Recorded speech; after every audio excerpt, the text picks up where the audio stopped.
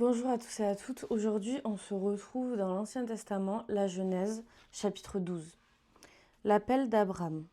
L'Éternel dit à Abraham, quitte ton pays, ta patrie et ta famille, et va dans le pays que je te montrerai. Je ferai de toi une grande nation. Je te bénirai. Je rendrai ton nom grand, et tu seras une source de bénédiction. Je bénirai ceux qui te béniront, et je maudirai ceux qui te maudiront. Et toutes les familles de la terre seront bénies en toi. Abraham partit conformément à la parole de l'Éternel, et Lot partit avec lui. Abraham était âgé de 75 ans lorsqu'il quitta Charan.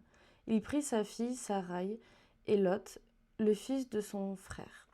Il prit aussi tous les biens et les serviteurs dont ils étaient devenus propriétaires à Charan, et ils partirent pour se rendre dans le pays de Canaan, où ils arrivèrent.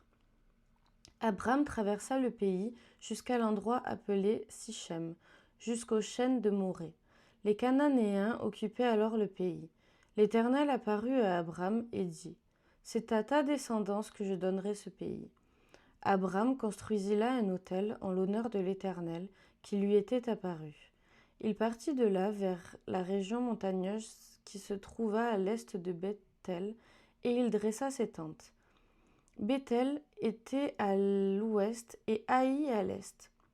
Là, il construisit un autel en l'honneur de l'Éternel et fit appel au nom de l'Éternel. Puis Abraham continua par étapes en direction du Néguev.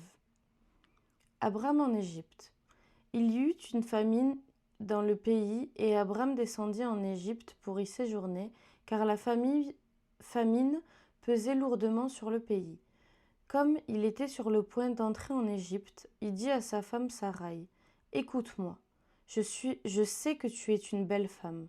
Quand les Égyptiens te verront, ils diront, c'est sa femme, et ils me tueront, tandis que toi, ils te laisseront en vie.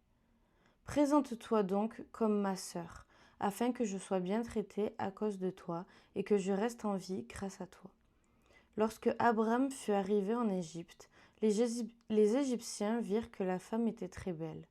Les intendants du Pharaon la virent et la vantèrent au Pharaon, si bien que la femme fut emmenée chez le Pharaon.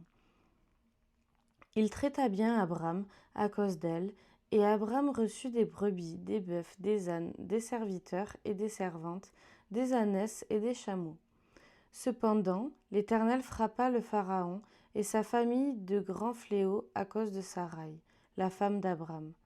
Alors le Pharaon appela Abraham et dit, « Qu'est-ce que tu m'as fait? Pourquoi ne m'as-tu pas informé que c'est ta femme ?